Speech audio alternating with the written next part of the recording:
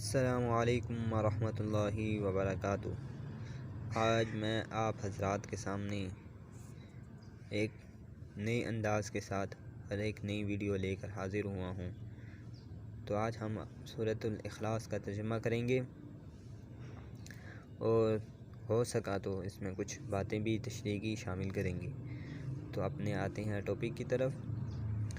سورہ اخلاص۔ اعوذ باللہ من الشیطان الرجیم، بسم اللہ الرحمن الرحیم۔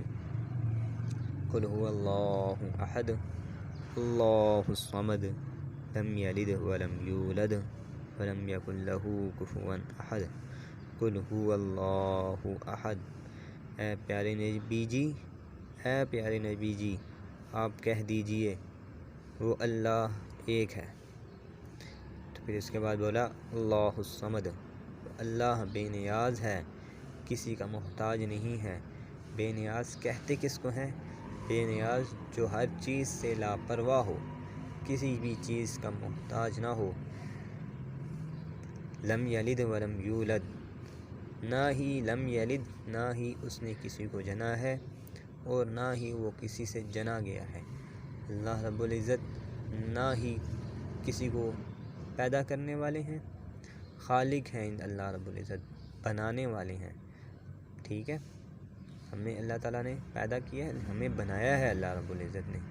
ٹھیک ہے، جنہ جس طرح ہوتا ہے ایک ماں باپ کا رشتہ ہوتا ہے، میاں بیوی کا رشتہ جو ہوتا ہے، میاں بیوی کے رشتے کے ملاپ کے بعد جو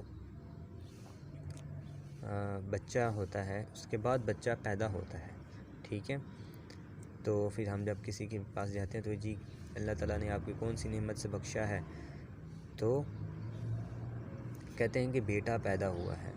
ٹھیک ہے، تو اللہ رب العزت خالق بنانے والا خالق ہے، بنانے والی ذات ہے۔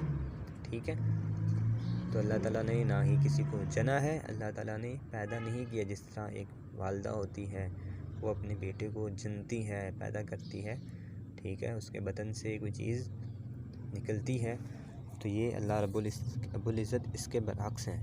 اللہ رب العزت نے کسی کو جنا نہیں ہے، ٹھیک ہے، اللہ رب العزت نے لوگوں کو بنایا ہے۔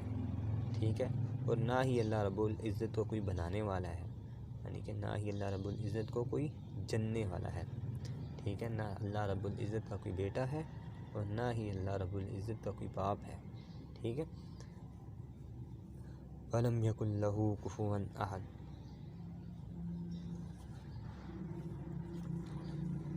اور نہ ہی اللہ رب العزت کا کوئی ہمسر ہے، کوئی برابری رکھنے والا ہے، کوئی اس کے مقابلے آنے والا ہے۔